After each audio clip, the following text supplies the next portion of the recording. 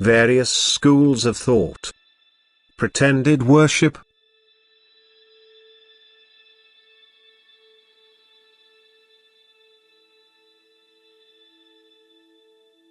It is just like the time when Christ descended to earth. People's thoughts are just as confused, they advocate the same misguided teachings, they believe to possess the sole truth, and yet they are living right in the midst of falsehood. Now, as then, they uphold their hollow creeds even though all vary from each other, each creed endorses its own point of view and each one is convinced that it can lay claim to the truthfulness of its teachings. And the number of schools of thought has grown considerably. There are not just a few opposing each other, but a great variety of opinions has created a great variety of faith communities which all endeavor to win supporters and fanatically insist on the doctrines they endorse. Hence it is essential that people receive the truth, that they at last learn what God expects from people. It is essential that God's will is revealed to them so that they learn to recognize that the fulfillment of His will is the meaning and purpose of life on earth. However, every church or spiritual movement teaches that it proclaims God's will, and still the various creeds differ. At the time of Christ's descent to earth, people prided themselves just like today on practicing various customs. The divine service was fanatically performed and lacked spirit, so that people did not establish any heartfelt contact with their God and Creator. And the same happens nowadays, a formal religious service giving due consideration to all rites and customs, demonstrating to the world the union with God, whilst the heart of the individual is far removed from this heartfelt bond with Him. It is just pretense and deception. There is no longer any truthfulness in people's way of life. They solely belong to the physical world, and even if they want to give the impression of a relationship with God, they only perform lifeless formalities which do not touch their souls. And you, who received the truth from God, shall challenge this pretense of worship, and remember that even Jesus during His life on earth did not support those who upheld wrong doctrines and tried to justify their pretense of worship as the only one pleasing to God, and who condemned everything that contradicted their teachings.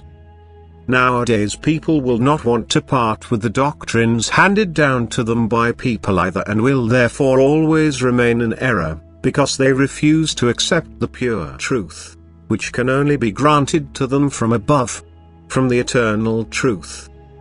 Yet such a gift of grace requires free voluntary acceptance. The truth cannot be forcibly conveyed to people who are unwilling to accept it. And therefore it is difficult to root out misguided teachings even if these are substantiated and amended to them as being wrong.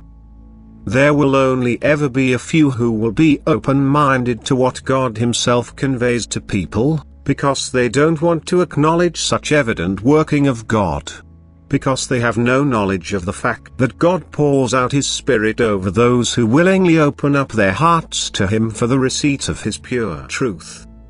Prior to Jesus' descent to earth, before His crucifixion, the pouring out of the Spirit upon a human being was not possible, and therefore the world was full of error.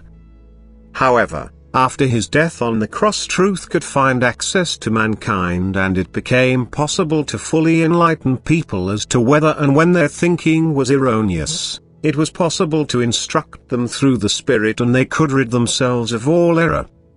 Yet there was never any coercion, and this is why time and again error could creep in and be advocated as truth and passed on with such tenacity that it is difficult to convince people of their wrong thinking, and thus they will always resist accepting the pure truth from God and giving up their misconceptions. And still, for the sake of truth itself, everything has to be tried to make people change their points of view. Everything has to be tried to motivate them to think. Everything has to be done to impart the pure truth to them, for they can only reach the final goal on the path of truth. As long as they remain in their wrong thinking, they will not be able to partake in the bliss of the kingdom of the beyond, which can only ever guarantee enlightenment. Only truth grants light, therefore truth alone leads to beatitude, for countless beings can be made happy with it again, and happiness in the spiritual kingdom consists of the giving of light. This is why you humans must not fall a victim to wrong thinking. This is why the truth is offered to you time and again. This is why everything will be done on the part of God to turn your thinking in the right direction. Yet you yourselves need only have the will to live in truth. For it is not as important on earth as it is in the kingdom of the beyond that you know the truth, because you cannot be happy there without truth, and even if you ignore your dark state on earth, it will nevertheless torment you in the beyond, because only light is beatitude, and light is only ever emanated by the truth, by God Himself, who is the eternal essence of light. Amen.